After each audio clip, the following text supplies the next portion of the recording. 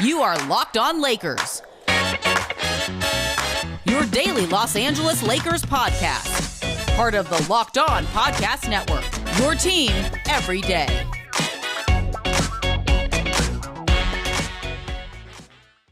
Hey, everybody. Welcome to Locked On Lakers. Brian Kamenetsky, Andy Kamenetsky rolling butter smooth into Thursday's episode. A lot of things, Andy, we want to get into, except I want to tell you first that today's episode is brought to you by Michelob Ultra at only 2.6 carbs and 95 calories. It's only worth it if you enjoy it. Stay tuned for the Ultra Moment segment coming up later in the episode. Andy, so there's some Olympics news regarding LeBron that we will be getting into. We want to take a peek into the just catastrophically bad press conference that took place in Portland earlier this week for the announcement of Chauncey Billups' hiring. To put it in perspective, Brian, just how bad a press conference it was for Portland on Tuesday.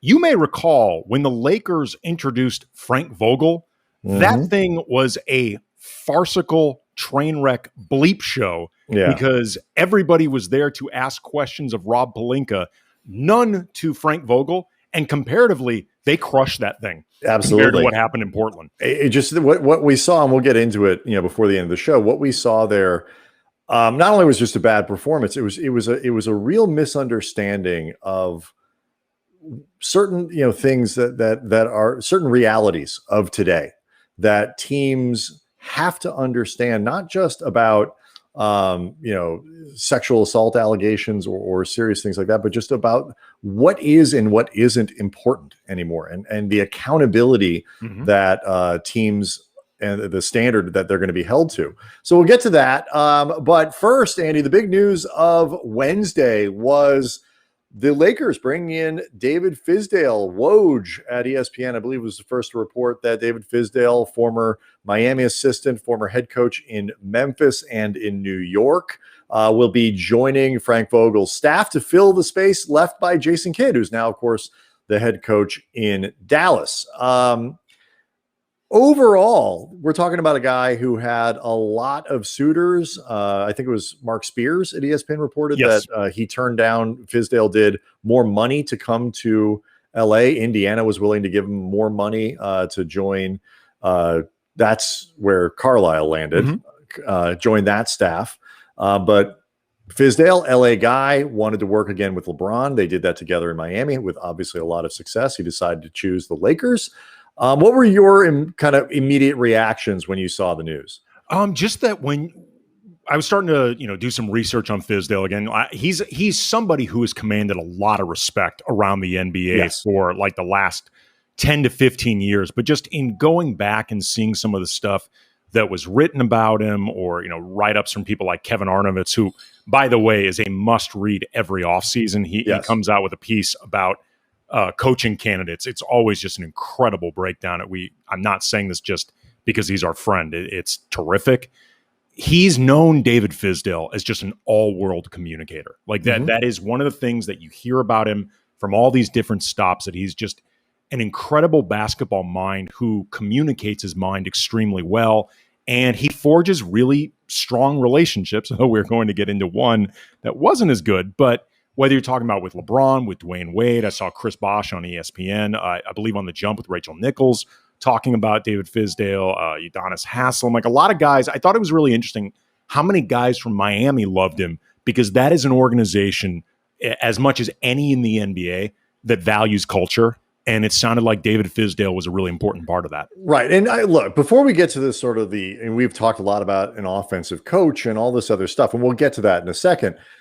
Some of the other qualities that Jason Kidd brought to that Lakers coaching staff, regardless of what you think of him and whether he should have been hired and all that, setting that aside for a minute, the relationship with LeBron James, the value as a respected guy, played the game, can communicate that way, and had that kind of gravitas in the locker room. Those things are important. You do want assistant coaches that can be, intermediaries when it's necessary, can communicate the needs and the values of the head coach, and do all that stuff and do that effectively, if you will.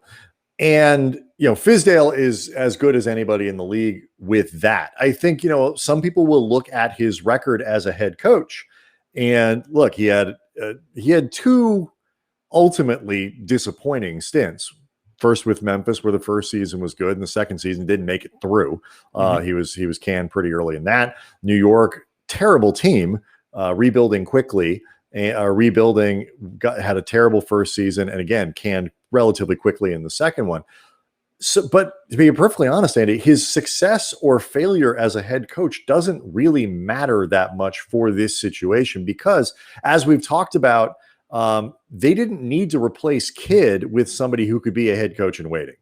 Fizdale was considered a fantastic assistant in Miami under Spoelstra, as good as so much of reputation. Yes, as good as it gets. And that's the job that he's taking with the Lakers. He's not going to be the head coach. Doesn't matter that he, what he did or didn't do necessarily in Memphis or New York. I mean, not obviously certain things matter, but his record there isn't what's important for what he'll be doing with the Lakers. At the same time, though, I think it matters a lot that he's got that relationship with LeBron. Absolutely. It's always important whenever somebody joins a staff that you can have that type of credibility and buy-in, because if he is approved by LeBron, that means he's going to be approved by everybody else, including Anthony Davis. And I think it's really important to see if maybe he can, forge that type of relationship with AD, because in theory, Frank Vogel is going to be a part of this staff, or Frank Vogel is going to be coaching this team for a while. He hopefully can have that same staff for a while, and AD is going to be here longer than LeBron. So the more coaches that you have that are good with players, ultimately, I think the better off that you are. I mean, the one, I guess, sort of whatever Spanish for elephant in the room with this is his relationship with Marc Gasol was not good in Memphis. No, it was actually bad. yes, it was. It was. Let's put a name on it, Andy. It was bad. Well, it was feo. That's what it was. It was ugly. Very ugly. Very, very malo. You love all these Spanish words I'm throwing around, don't you? Really bringing in a very diverse audience. Well, I mean, I'm sure our Spanish-speaking listeners really appreciate your. I mean, look, communicating. I don't want to bring everybody behind the curtain in a way that sounds like we're bragging, but this show's popping. I mean, this show has been building up in terms of audience. The YouTube channel's taken off. We appreciate it, by the way. The people that are subscribing, we're getting the viewership's going up. So we've got a lot more audiences and, frankly, a lot more languages, Brian, to account for. So I'm trying to accommodate that. No, it's good. But his one season with David Fizdale, or one full season with him, Marc Gasol, was actually very good. He made the All-Star team, started shooting threes for the first time in his career with any volume, almost 4 a game at 39%. I think his stats were like 19, 6, and 5. And Marc Gasol has actually said that David Fizdale helped make him a better player. They just did not get along, and there's a very wide and frankly believable narrative that Marc Gasol was very instrumental in getting him fired, although they reportedly patched it up. Right, and here's the thing. Like, they seem by all reports to have moved on from that, patched it up, but also the context to that situation where Gasol was the centerpiece of that team to this one, where Gasol is not the centerpiece of this team. He's probably going to play one more year and is, likely retire. He's 51 years old. He is. And so, there's a reason they call him Abuelo on the team. Nicely done. You're welcome. It's a callback joke. Well, it's also more audience. Yeah. And so, but the flip side of that is Fizdale's not the head coach. And so a couple people on Twitter commented about that. But it just doesn't matter that much because Gasol's not that important on this team and Fizdale's not the head coach. The context matters here. Before we move on to the next thing, though, in fact, let's do this in the next segment. Let's talk about, we'll get to the Olympics thing, obviously, in Portland, but let's talk about the impact this could have on the Lakers. We've been looking for an offensive assistant. Is David Fizdale that guy? We'll do that next. Locked On Lakers brought to you by Michelob Ultra, and it's time for the Michelob Ultra moment this week. And I'm going to stay, Brian, with the theme of our conversation, and I'm going to say that it is the hiring of David Fizdale for all the reasons that we talked about. Good for the Lakers, good for LeBron. It makes sense for what they would do replacing Jason Kidd. but specifically too, Brian, the idea that David Fizdale gets to come back to LA where he's from. He was a star point guard at Fremont High. We know from talking with different basketball players who grew up in LA, that is a major point of pride to represent. I imagine he grew up rooting for the Lakers. So this just got to be a thrill for him. Also, Brian, looking up the Wikipedia page for Fremont High, a lot of famous folks came from there. Dr. Dre, jazz legend Don Cherry, California rep Henry Waxman, and it is an athlete factory, including Eric Davis, Ricky Bell, and get ready for this, Brian, Silent George Hendrick, starting right fielder for our 1982 World Series St. Louis Cardinals. That, Brian, brings us joy. Michelob Ultra, it's only worth it if you enjoy it. 2.6 carbs, 95 calories. Joy creates success. Enjoyment isn't the end game. It's the only game. Que un momento de la semana.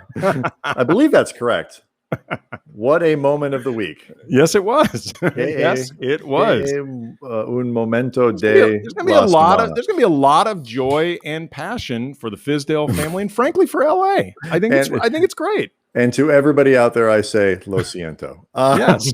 But anyway, all right. So, we wanted, all of LA wanted I keep trying to think like how I can introduce these things in my incredibly terrible Spanish. What I really should have done, my wife is fluent. I really should have prepared the bit a little bit better and had her write out something. But at the time we didn't realize we'd be doing it in Spanish. So, but we should have, again, the way the podcast is growing and popping, we need to be proactive in recognizing our needs. Well, people don't realize this. One of our previous shows was among the most popular sports podcasts in the Netherlands. So I know. We have gone international many times. And you may recall that in Wednesday's show, Brian, I taught our audience that is not native German speakers how to say the bag. Right, der Tasche.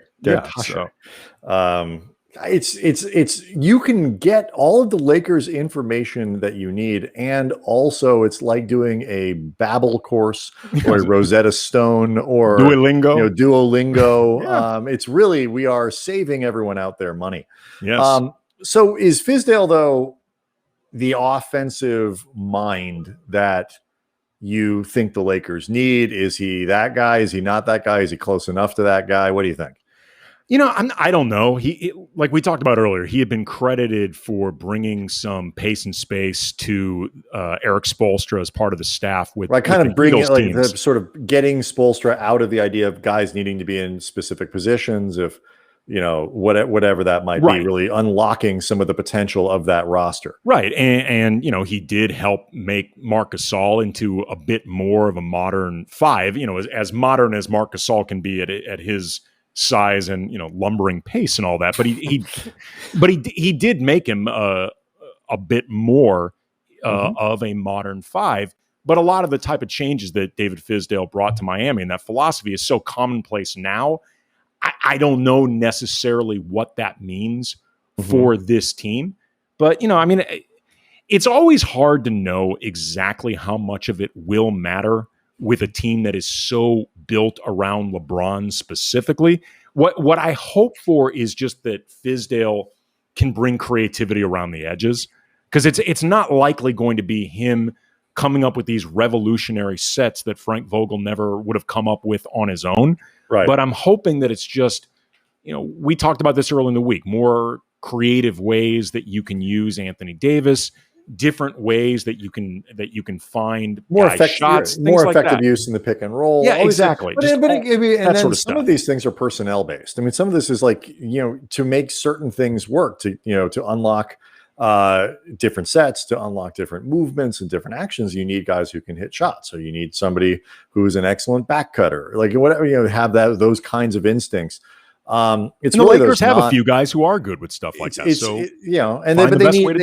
They need to unlock those non-LeBron moments, certainly. But when those guys are on the floor, the offense is still going to be LeBron and AD, and using their gravity and their skill and creativity to be able to open things up for other people. Like you say, though, it'll be interesting to see if there are improvements on the margins with those things.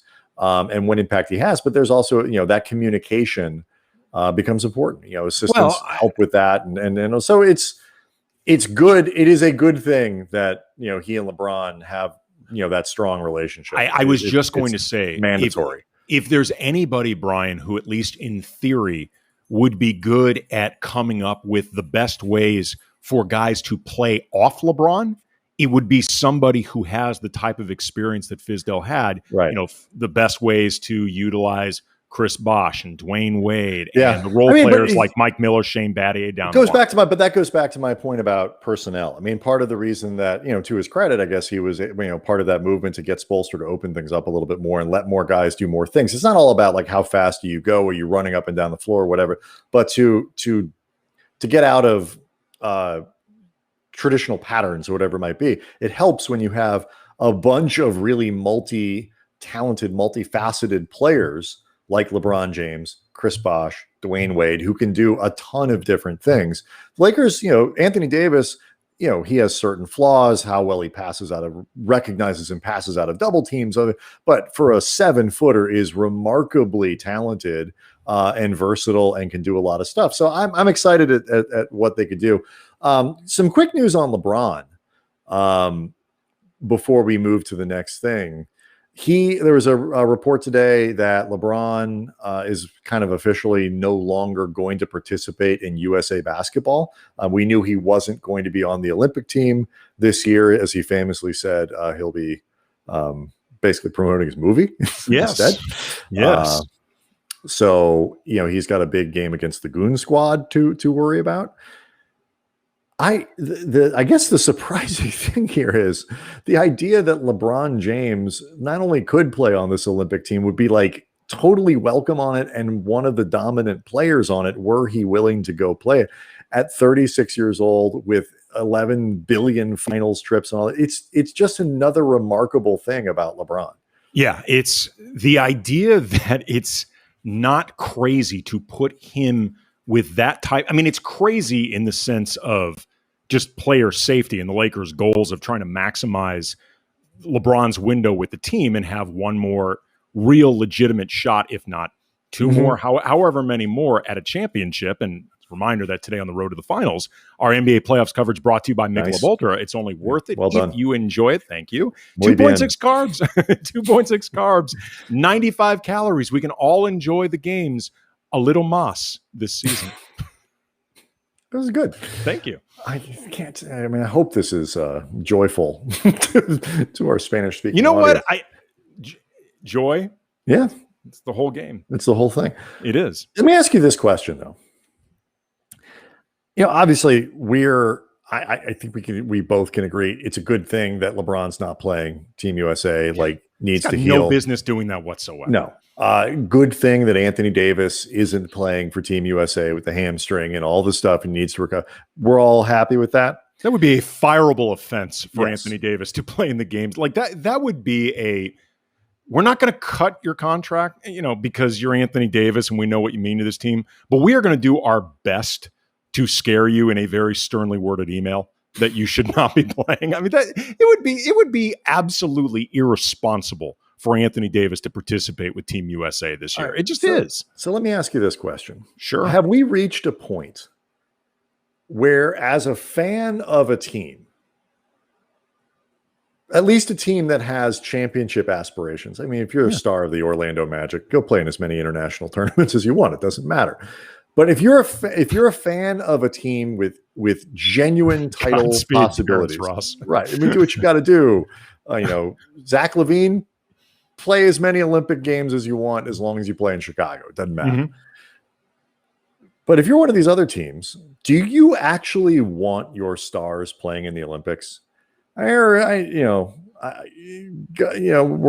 love our country and want to see the USA win and so on and so on and so on. But when push comes to shove, do you really want your stars playing in the Olympics? As a team or as a fan? As a fan. Oh, God, no.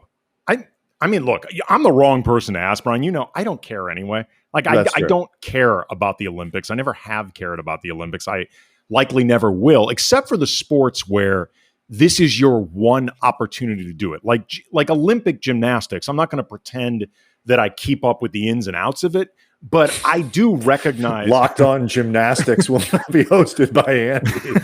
Well, I mean, I can tell people on Pommel Horse. Can you imagine 30 minutes a day on the Pommel Horse? Wow. Of just straight Pommel Horse. And that is a niche podcast. Yeah, that requires some good guests.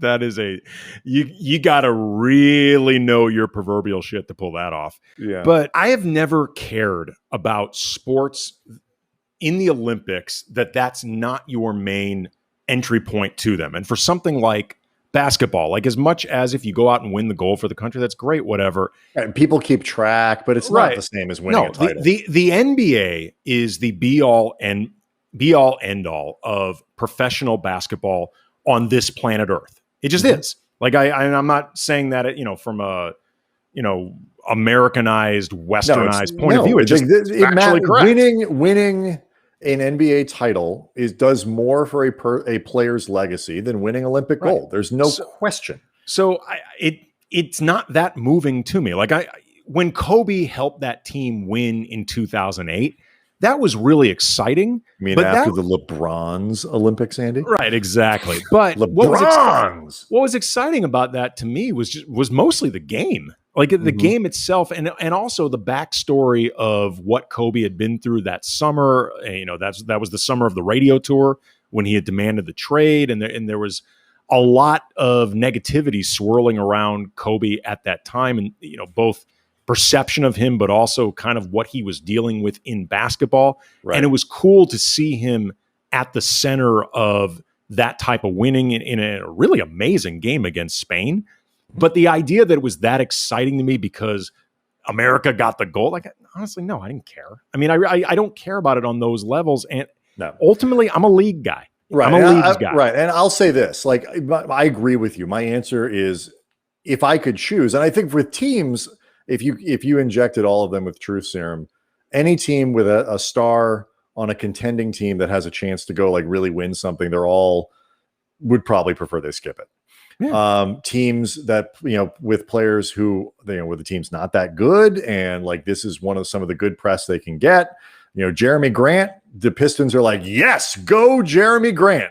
But, no, I think most teams of most contending teams would want their players to rest. I imagine the Nets are not thrilled. No, absolutely. With Durant. Absolutely. I imagine they're not happy at all. And I have the same basic feeling as a fan, but I will say this. I am not going to knock a guy who wants to go do it, because the opportunity to go play for your country is something that every player who does it and goes to the Olympics, the opportunity to go to the Olympics, I mean, it's really cool. So if guys want to do it, I totally support the choice.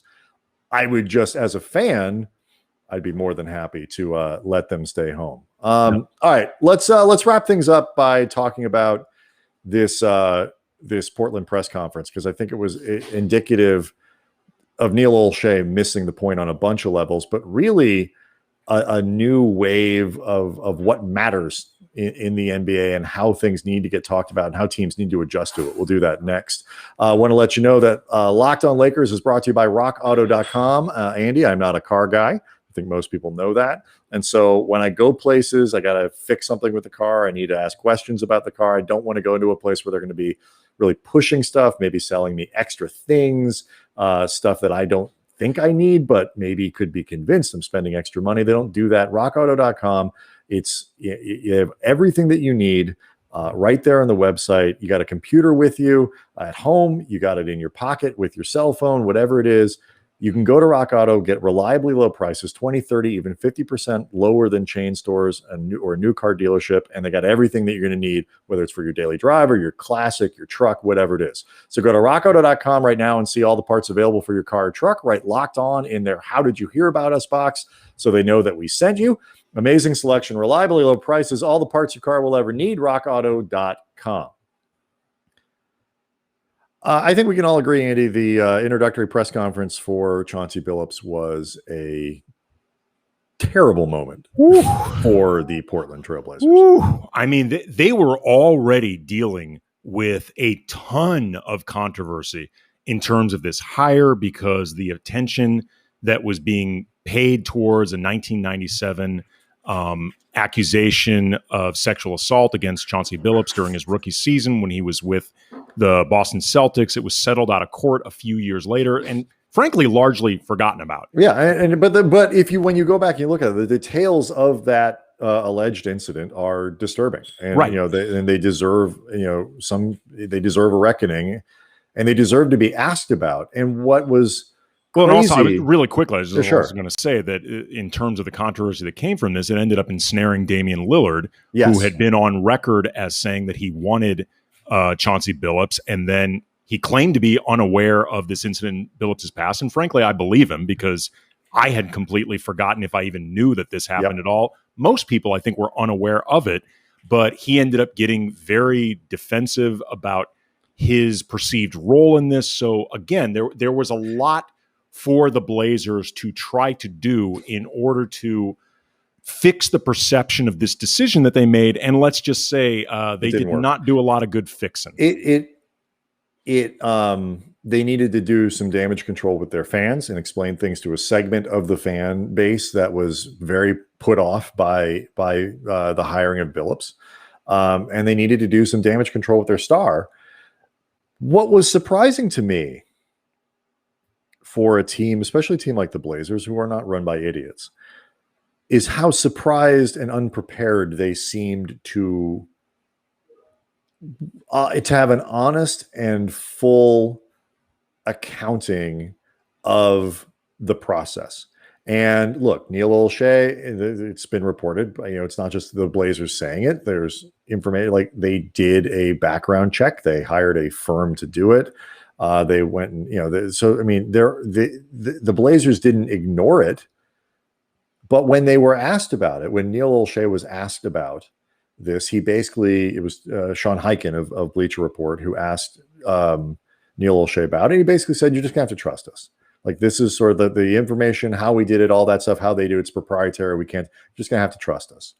When Chauncey, and there are details, by the way, for people who want to learn a little bit more from Jason Quick at The Athletic. Yes. In terms of what that investigation entailed. Mm-hmm. Like, it does sound like, assuming Quick's sourcing is accurate, and he is one of the best in the industry when it comes to specifically the Blazers, that this was actually pretty intensive, but it doesn't seem intensive in ways that you wouldn't want to reveal. If anything, you would think that you would offer as much information as possible and to try to reassure up to them. whatever point that you can't. And, right. And I think everybody understands there are certain things that you just can't say. But Chauncey was asked about that by Jason Quick. Chauncey made a statement in which he referenced it, the elephant in the room. He referenced it, said it was something that he had learned from and grown, and it changed him as a person and all that.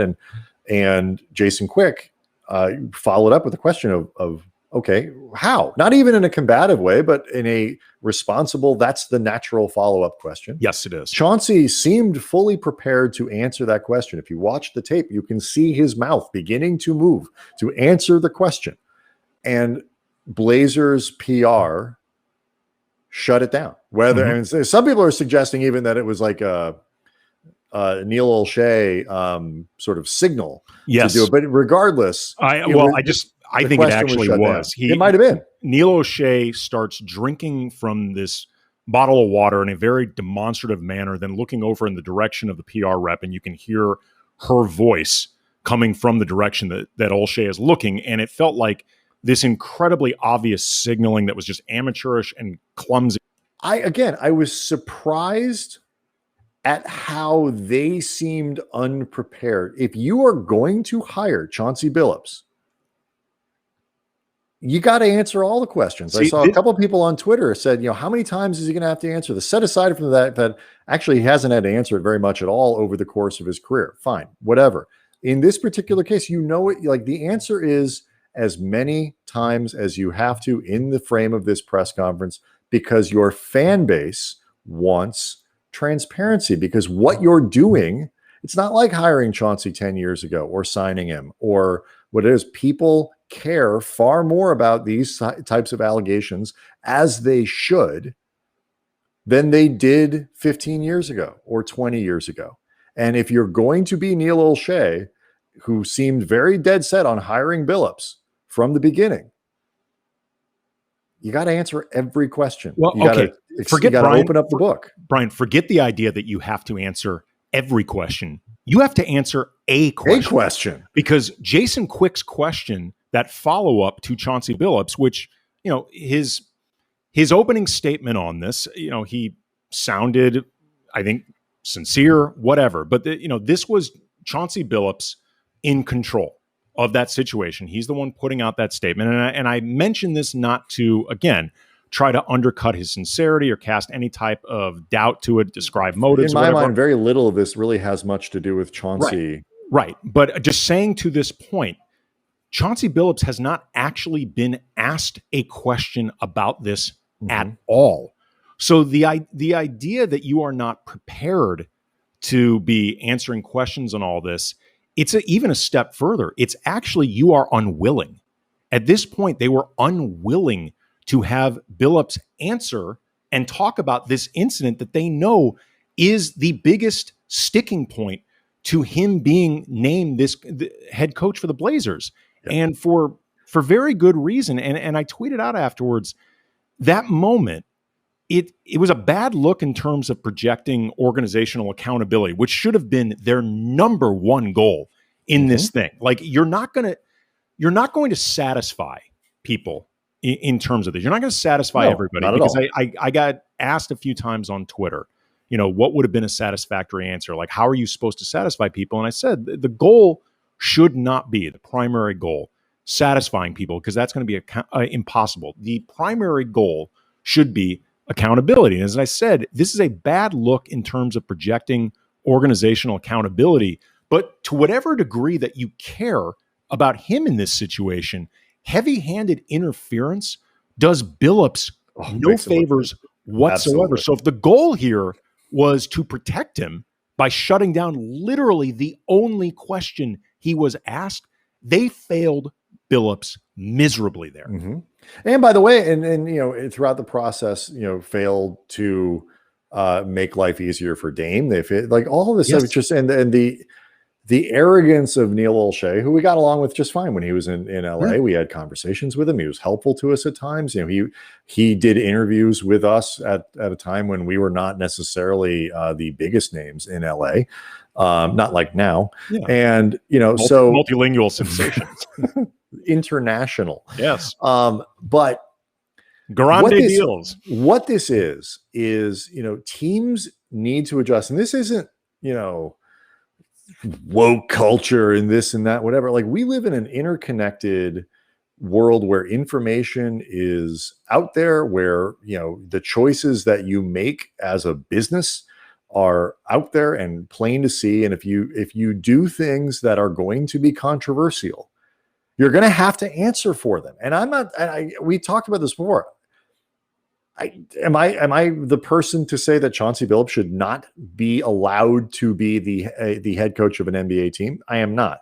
Don't think I would hire him for mine. I certainly wouldn't have hired Kidd. There are too many other qualified people out there who don't have these things in their background. But if you're going to make choices, whether it's somebody's past, whether it's who you hire about X, Y, or Z, the companies that you choose to have sponsorship deals with, the employment practices that you have inside your company, which is what a basketball team is, your fan base cares about more than just whether or not you win or lose. Some people only care about that, but generally speaking, now we live in a culture where people care about more than those things. They want the places that they spend their money and spend their energy to reflect the values that they have. And that can be difficult because you can have people spending their money with very different values.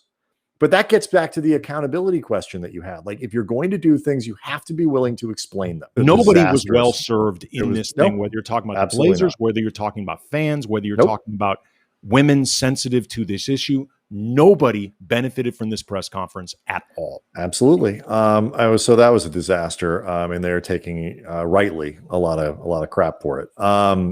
All right, that's about it. So we'll be back tomorrow. Reminder: Spotify Green Room this week, 11 a.m. Pacific. bumping it up an hour based just because we need to. So again, 11 a.m. Pacific on Friday is Spotify Green Room. Please continue to tell your friends. Subscribe to Locked On Lakers on YouTube. Really, we're excited about what we can do with that channel, especially once it starts to really get going. And send us your questions at Kamenetsky@gmail.com. In any language you want. That's right. We'll have to use Google Translate if we have to. See everyone tomorrow.